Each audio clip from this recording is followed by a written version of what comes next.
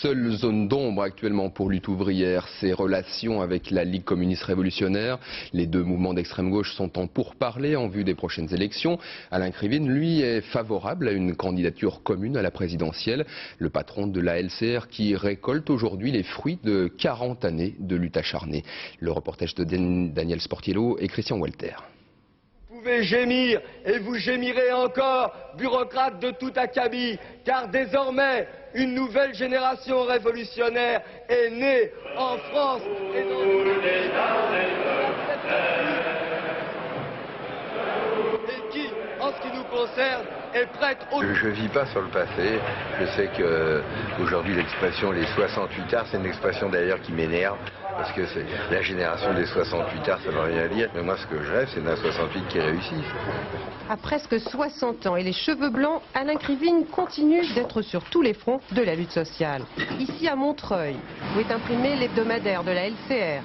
Puis dans le train qui l'amène à Bruxelles, puisque depuis 2 ans, il y a des députés français d'extrême gauche au Parlement européen. Parce qu'ils nous ont vu arriver tous les 5... normaux, hein, finalement normaux. On n'aimait pas que des cocktails Molotov. Bon, on discutait, on s'opposait, on débattait. C'est l'occupation. Accueil des licenciés de chez LU au Parlement européen. Vous occupez votre entreprise, vous occupez mon bureau, c'est une maladie.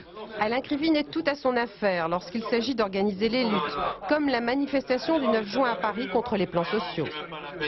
On sait très bien que le patronat, lui, il est uni, la bagarre. Donc nous, on est forcé d'être unis. Si on est désunis, ce qui se passe à l'heure actuelle avec les partis politiques sont tous désunis parce qu'il y a une virgule qui ne va pas, et on voit le bordel qu'il y a. Et avec la complicité d'Alain Krivine, les élus sont même très solennellement reçus par le groupe des gauches européennes. La contestation dans le temple de l'Europe.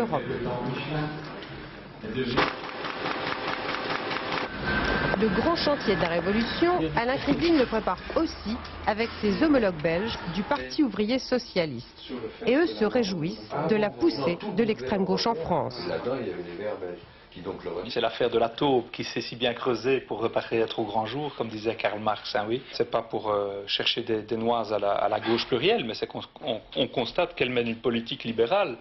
Je crois qu'on n'est pas les seuls à le constater. Il y a des centaines de milliers, des millions de gens qui le constatent et qui donc cherchent une alternative à gauche. Et ben, l'extrême gauche est là et ils votent pour l'extrême gauche.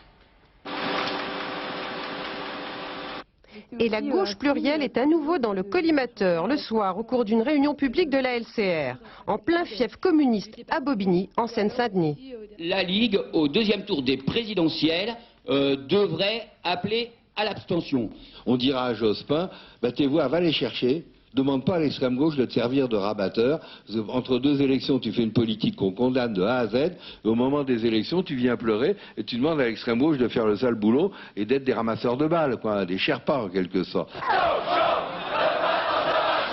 En 40 ans de combat politique, Alain Krivine, chef de file charismatique du communisme révolutionnaire, n'a jamais beaucoup pesé sur le résultat des urnes. Mais aujourd'hui, la LCR peut sérieusement gêner, par ses consignes de vote, le candidat de la gauche plurielle au 2e tour des présidentielles.